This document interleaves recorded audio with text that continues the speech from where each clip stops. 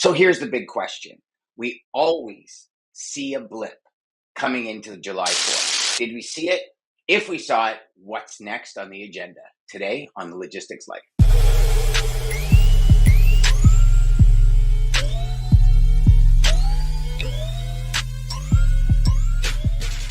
Dean, my man, welcome back. Really excited today because I know we've been talking for a couple of weeks now about, typically rates start rising coming into July 4, Canada Day, Independence Day. And then after which it's kind of a little bit like a roller coaster where it goes off the edge of a cliff.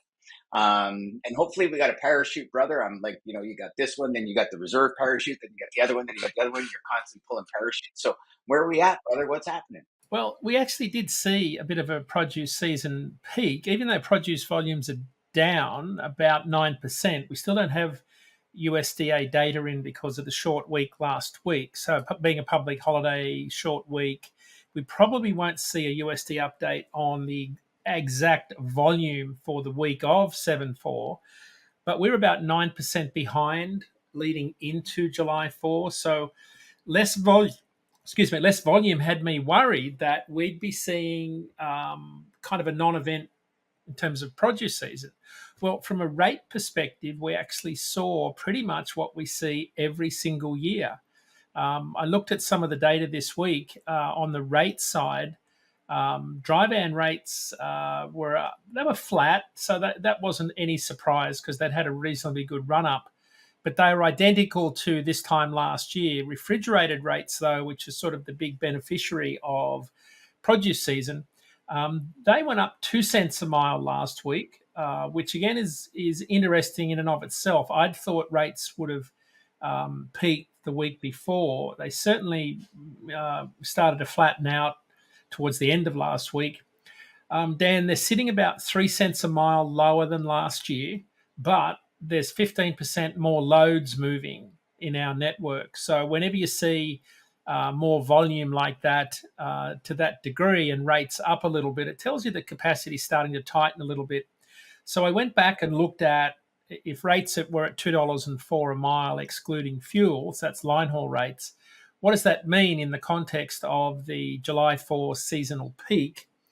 And if we go back to mid-April when we talked about produce season starting, remember we talked about Vidalia onion pack date.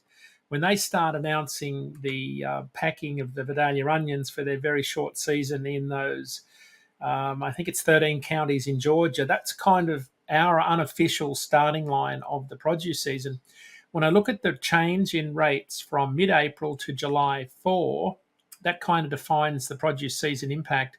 Line haul rates increased 19 cents a mile over those 11-week periods this year. So I went back and said, well, okay, if it's up 19 cents a mile, in some years you'll recall it's been as high as 25 cents a mile, but it was up 19 cents a mile, so not too bad. But compared to the average in prior produce seasons going all the way back to 2016, this year's increase is just a penny per mile higher. So pretty much exactly what we'd expect out of the produce season happened in terms of the movement in spot rates. So that's pretty good news because in prior years, Dan, we've had non-existent peaks. We've going back to 2019, for example, we saw hardly any movement in spot rates. They were pretty flat all the way through that 11-week period. So what that tells me is capacity starting to tighten. And that's been a theme that we've been talking about in the last few weeks is spot market capacity is exiting the market. That means that there's fewer trucks whenever you see a bump in demand like this and rates go up. You'll probably see the same thing out of Texas this week because of Hurricane Beryl. That will have an impact. So whenever you have this sort of, we've had 27, 28 months of carriers leaving the market. At some point, it doesn't take much of a demand bump to drive the rates higher. And remember, we had the polar vortex in January, 12 cent per mile up. We had road check week, 10 cents per mile, week over week gain. Produce season, 19 cents a mile lift over 11 weeks. So that tells me that we're getting to this point in the market cycle where those that are trying to source capacity are going to find it harder through the rest of this year. And in particular, on our IQ show yesterday, we had Paul Brashear from ITS Logistics. He's in Houston. He gave us a really good update on Hurricane Beryl, but he was talking about imports, and he was saying that people are pulling forward more imports, and because capacity is tight, his theory is on the ocean side, when people are pulling forward inventory to get ahead of, strikes on the East Coast. There's also a bit of a panic going on overseas because of limited capacity to get containers on ships. I always like go back to your bed sheet story. I think it was bed sheets you had to move, right? So this, what we're seeing is, if you look at the US market, it's really calm, and I said to Paul, "Is this the calm before the storm?" And he said, "Absolutely," because the ocean carriers have tightened capacity, which meant shippers trying to bring freight in have limited slots, so rates are going up, and what that'll force importers to do to get ahead of peak holiday season inventory, uh, is they'll be pulling that forward as far as they can into July. He thinks you'll start to see a surge in imports coming in July for the holiday season inventory stocking phase, because there's limited capacity on the ocean. And he said what will happen is that will push a lot more volume into the transloading market. So, which you think about Savannah, New Jersey, Ontario market. So, it's a really interesting data point. He also thought your neck of the woods, well, not quite, but Prince Rupert, Vancouver, even Seattle in the Pacific Northwest, will see more volume come in. So it's a great listen. If you want to listen to the show, Paul Brashear from ITS Logistics gave us a really good sense of what sort of impact we should see the rest of the year. The reason I bring that up is that if capacity is tightening on the road side, you will see spot rates surge in those markets where there's an overflow of volume, just like we did in Los Angeles during the pandemic. So that's sort of where we sit right now. Flat spot rates will probably flatline now for a little while until we get to some sort of a market inflection, which could be a hurricane.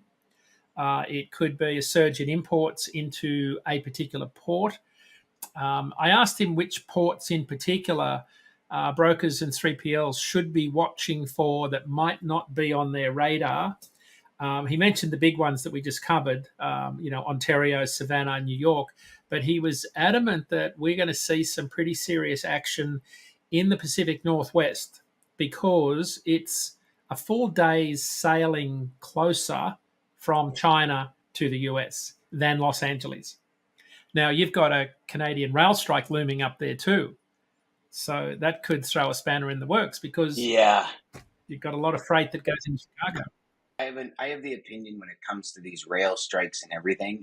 The government gets involved typically before anything major really happens. I mean, don't get me wrong. People are going to start is when it's coming because it's coming closer. So people are going to start moving from rail to OTR 1000%.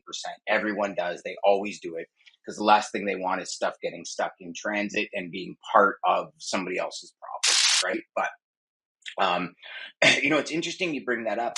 I've had a couple of conversations this week already with customers. Everyone has really positive things to say about the market, and like one company in particular, having talks with them a couple of months ago, they're like, "Dan, we're struggling," and now he's like, "Dude, we're getting busier and busier and busier, and there's more opportunity coming to the table." Another one that I was speaking with yesterday, actually. She's got a really big opportunity, and the customer wants to lock in for 2 years. Oh, And I was like, whoa, whoa, whoa, whoa, whoa, hold on. I was like, whoa, whoa, whoa. I go, like, I understand that, and it's a really big opportunity, like double-digit loads every day. And I said, I understand. I said, I get it. And I said, I don't want to be the Debbie Downer here, but I go, just understand, like, we're starting an upswing. We're at the bottom, so add something into your terminology, into your communication, have an understanding that things are going to change. And when they do, we will need to change with the market. Now, I also believe, though, Dean, and one thing I did say, and this is for everyone out there that's maybe in a position like this, like if you're looking at doing something for 2+ years, you're not going in at market rates today. you're always adding something in. Like I remember throughout probably the last decade and a half of my career, anytime a customer said, I want an all-in rate, I'd say, okay, fuel's at 15%. So I'm going to average 20% fuel. I'm going to build that into the rate.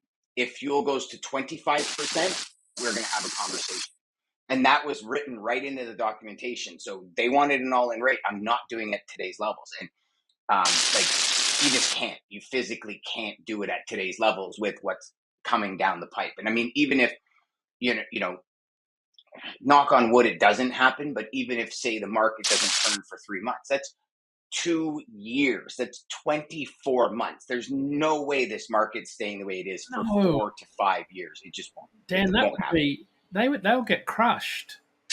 They'll be in at a rate, and then they won't be able to buy capacity under the rate At all. quoted. Like that's. I mean, that's and margins are slim. Like you got to understand.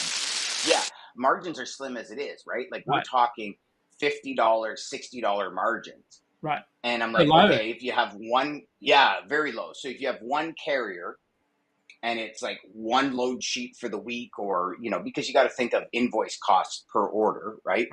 Right.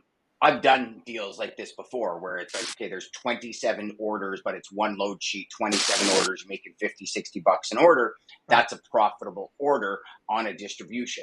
Right. But when you're having to do multiple load sheets, multiple invoicing, multiple PODs, multiple this, it starts adding up. And if your margins are that slim, and she understood, she was like, no, I get it. She's like, I really want the business. I said, no, I understand. And this is the juxtaposition, right? Is you really want the business, but it's like when you're losing all this money, you don't want the business anymore. But right now, people want the business. Dan, that's nuts. You could see the shipper saying, we'll give you 20 loads a day and we want to rate for 2 years. Like that's a recipe for disaster. Like And I think it's a recipe disaster for everyone, because if a shipper gets that deal now, they're getting the deal because it works for the person they're making the deal with right now. But I look at it, Dean, and I look back, I mean, vividly remember 2018, 19. And I know we say, the anomaly years, but I remember the amount of people I spoke to that got into RFPs in 2018. They were like, dude, I locked in capacity for the next year. I locked in loads for the next year. And as soon as the market turned, shippers went back to the spot market and literally dropped everybody on their RFPs. And as soon as it turned back, they were like, oh, well, your RFP is valid. And they're like, no, hold on. You dropped me like a sack of potatoes at the edge of PEI because you think you had better in PEI. And now you're coming back to me. And I see that's going to happen as well. I mean, you're going to see the rejection rate skyrocket on a lot of these RFPs that people are. Yeah, you're going to see routing guide failures like pretty big time. I mean, they've been at historic low levels. They're bumping up around 5% now if you look at FreightWave's outbound tender reject index. So 5% is still historically low.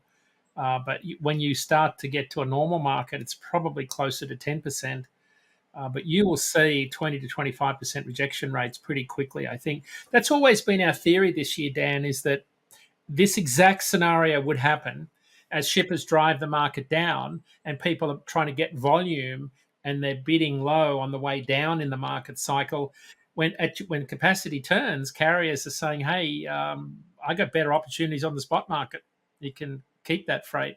And that's the danger that shippers play going on the downside of the market. And, of course, everybody's getting crushed in terms of margins on the way down in this cycle. But we're clearly at the bottom of that cycle with signs of things improving. I don't have the latest capacity numbers, but at some point after October, so we're 18, 19 months of losing 7,000 to 8,000 carriers a month. At some point, you're left with the stalwarts of the industry who have been through multiple freight cycles, who are not going to haul for nothing. And that's where you're seeing the floor in dry van and reefer rates. You're seeing the rates sit at about where the lowest common denominator carrier can operate economically without not being able to pay their fuel or insurance bills, and that's where we're at right now. My average operating costs are about $1.80 a mile.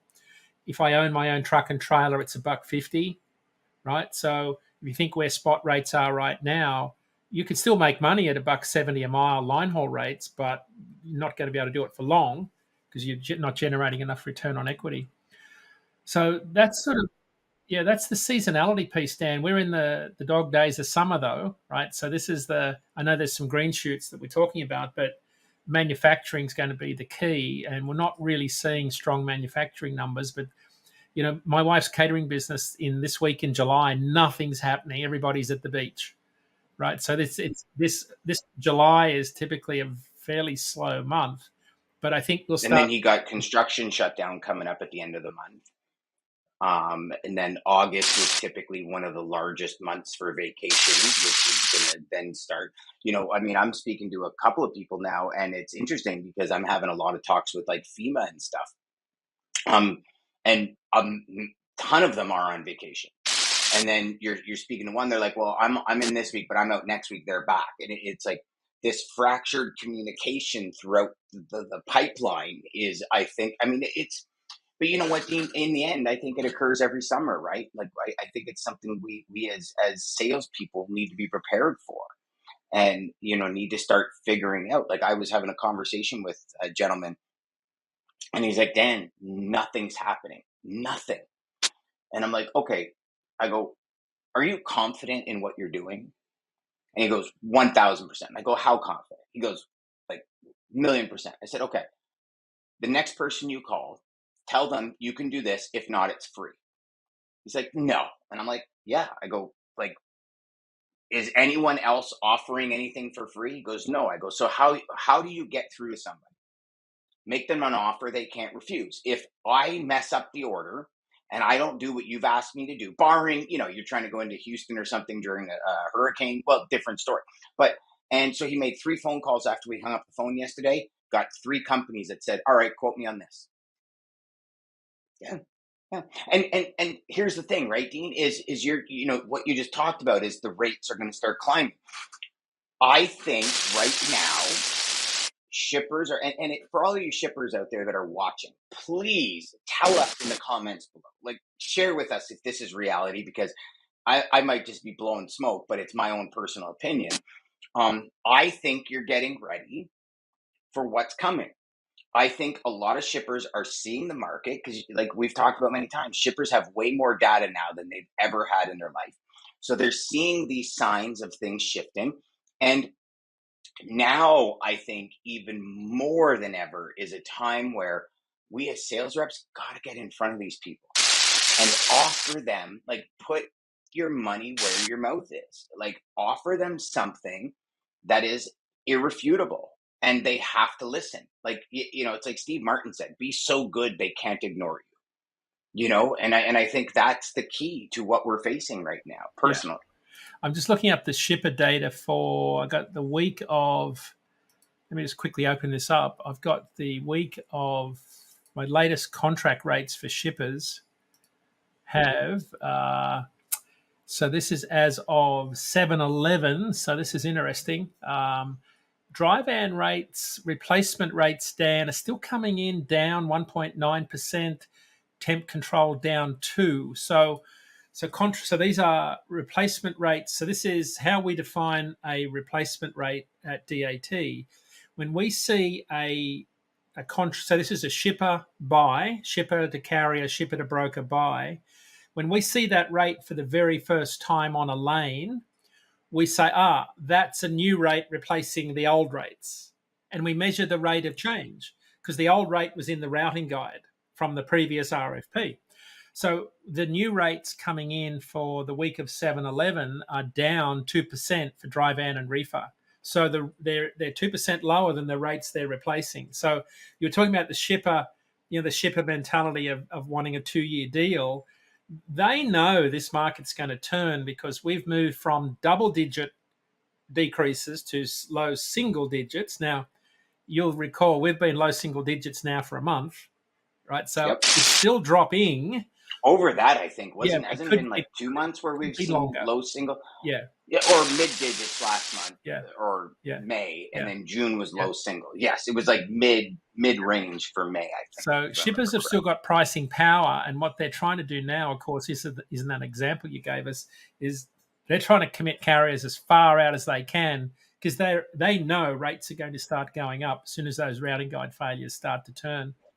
Flatbed, though, Dan, we talked about this on the show a little while ago. I think flatbeds are going to be really diabolical this year. I think you're going to find plenty of capacity in flatbed. I think that market is going to turn because that the replacement rates in flatbed are coming in 6% lower. Wow. I think Well, contract but rates are typically dropping. flatbed didn't move very much when the dry van rates were bottoming out, Correct. right? Correct. Yeah, so I think there's going to be fairly soft demand on the contract side for flatbed. Now, what could counter that is there could be a bunch of carriers that say, you know what, to heck with this flatbed, let's get under a dry van or a reefer. So you may see some capacity migration, and even though demand drops, rates may go up because there's fewer trucks. That could happen also. So it's a very interesting time. I think we're in for a real roller coaster ride this next 6 months. I think it won't take much to change this market. We've got road. It's not road check week. It's what do they call it? They call it brake safety week, coming up on August 25. So it's like road check week, right, where everyone took the week off. August 25 will be another week where carriers will take time off. It's at the end of a month when shippers like to move more volume off their docks. So you'll see capacity tighten around big events like that, same as we saw with Road Check Week. And that's going What to. do you think is going to happen? Like, I don't know if you read the article on the weekend about FEMA. Um, their budget this year for disaster relief and already spent $23 million this year positioning materials and products. And then, with hurricanes coming into Texas and this kind of stuff, um, I know we've talked a few times, and I'd love your thoughts on it. We're like one natural disaster away from really turning a market, and I'm wondering if this hurricane coming into Texas is going to move the. Well, no, it won't. Like, This one won't. what would have to happen in Yeah. your mind for it to move the needle? A sustained flooding event in a big market like Houston, for example. This skirted around the Gulf of Mexico, and Paul Brashear on our show yesterday said and quote, much needed rain was his comment. So in Houston in particular, it was mostly a rain, fairly reasonable wind event, but they got a lot of rain, which they said they needed. So he said the ports were closed today. The ports were closed yesterday, but they reopen again pretty quickly. The difference, Dan, this was a fast moving storm. So it wasn't a prolonged flooding event. So what would move the needle is a slow moving storm with very low barometric pressure. So when it sits and spins like it's done over Houston and other parts of the country, that's when you start to see a market moving event, right? In particular, when it hits the oil industry, because you've got almost half of our oil production comes from the Gulf Coast and Texas. And when it comes up through the Gulf, they've got to move all those offshore oil rigs into harbour, along the Gulf Coast. So when you see that type of event, that's when you see supply chain disruptions, because that will disrupt the chemical industry and gasoline production all along the Gulf Coast. And then you start to see flooding events hitting refineries. They're the sorts of things you've got to watch. Not so much a flooding event along the Florida coast, smaller freight markets. Most of their oil comes in by barge. Their fuel goes in from barge from the Gulf Coast into Tampa and the Everglades. So it's not a balanced market. So it's Florida's a lot of inbound, not as much outbound. Whereas you've got more balanced markets along the Gulf Coast and Texas. So you see more impact on freight lanes along the Gulf Coast and Texas than you would in Florida, because it's not a balanced. There's not a balanced freight flow north-south and south-north. So, like, for other areas, the Carolinas, the Georgias, the Kentuckys, the Floridas, the needle mover would be massive damage where there's tons of cleanup and tons of rebuilding and infrastructure fixes, right? That would move the needle. Okay. So Dan, you normally see not that we're hoping. No, but there is a difference in freight market impact. Like a wind event will always generate more freight because it damages more infrastructure. Whereas a flooding event, it's a little bit different. With flooding, you've got to get rid of the water. It doesn't necessarily blow houses off their foundations and destroy things like a high wind event. I know I'm generalizing, but we see a very different freight impact. The wind event comes and goes pretty quickly, whereas the flooding hangs around for a long time, and it's hard to get in and out with the trucks. Whereas a wind event, it goes through, it does the damage, and then there's the massive rebuilding effort that's got to happen really fast. So different impacts based on the type of hurricane. Got it. So what's next on the horizon? Like, what do you see on the horizon now? Obviously, we need some numbers to come in for last month. But what if you were to give us or the audience kind of a 60-day prediction? I think capacity is going to start to tighten, Dan. I think by the time we get to August, capacity's tighten and rates are starting to move up in a meaningful way. So the Logistics Managers Index, the LMI that Zach Rogers puts out from Colorado State University, the LMI is a survey-based index of all of the CSCMP supply chain professionals. So it's a little bit more logistics focused than the ISM Purchasing Managers Index. Now there's 8 separate indexes that make up the Logistics Managers Index. And there was one that moved this month that got my attention, and it was transportation capacity. And it decreased for the first time since March 2022. So capacity, as shippers see it, has been increasing, which means there's more trucks than loads. It turned for the first time since March 2022 and dropped from, I'm quickly looking it up, it dropped from, came in at 50. It was the first time it had dropped since the big freight downturn began in earnest. So when I see that from shipper's perspective, the capacity is tightening, that tells me that we're about to head into a market phase here where there's going to be sustained upward movement in rates, especially on the spot market. Now, contract rates will follow eventually, but for how long, I don't know. And that's what your shipper or the example of trying to lock in a 2-year rate is trying to hedge against, is they're trying to lock in that rate. We don't know how long it will be before contract rates start to reach parity and start to go up, where replacement rates are now higher than the rates they're replacing. We're not there yet. They're still going down on the other side of the equation. It was interesting. You brought up the bedsheet customer, and I just happened to have a conversation with him today for the first time in quite a while. I mean, his business is very slow. Right. He's having issues with freight, with quality control, with selling products in the stores. Right. And he calls me up and he says, he goes, and I don't run his warehousing. And Right. so he says, Dan, he goes, I just did a audit on my warehouse. And I said, okay. And he says, I'm wondering why it's costing me $30,000 a month in warehousing. And he says, when money was flowing, it was all good.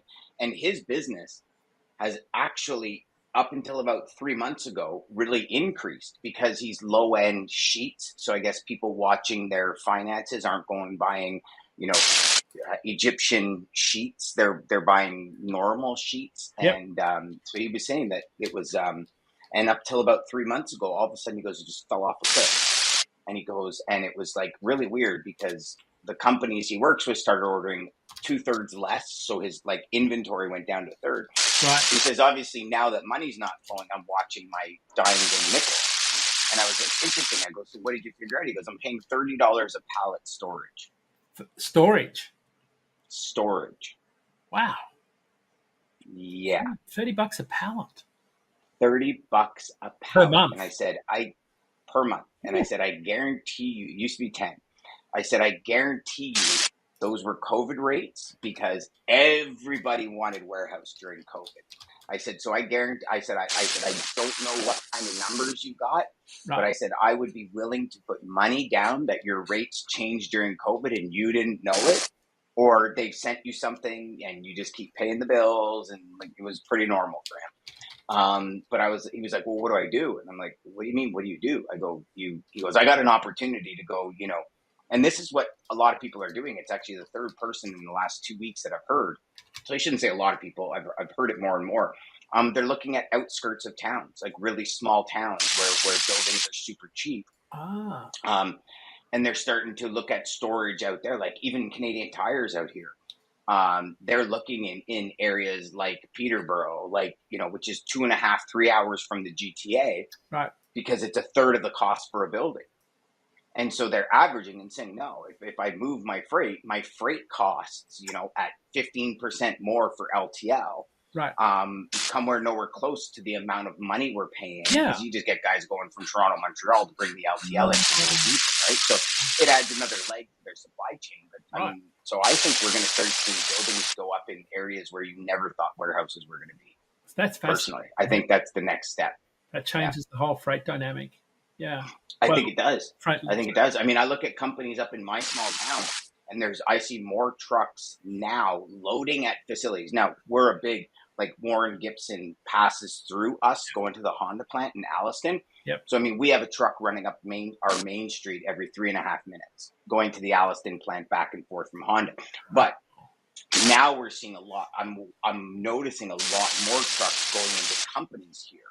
Huh. Whereas before it was like straight trucks. You'd see a lot of straight trucks where they would just, they'd bring it down to the city and they'd come. And so I think it's changing a bit. Huh. I think the way people are processing all their freight is going to be shifting. And it's interesting because, I mean, I love watching these markets, right? And just seeing, and like, that's interesting. How would that work? And so going over with my customer, I was like, okay, so you got a few things. You got to identify what it's going to cost you to move warehouses. Because if your new warehouse is $10,000 a month and it costs you $50,000 to move your warehouse, month one, you're paying $60,000. Yep. Right? So you're doubling that month free, and it's going to take you 3-4 months to recoup that initial $60,000.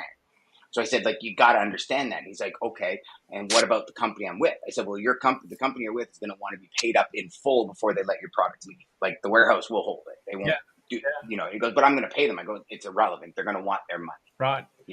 So then it's a matter of what's the shipping cost, both from a container perspective, because you got to remember his containers come into Mississauga.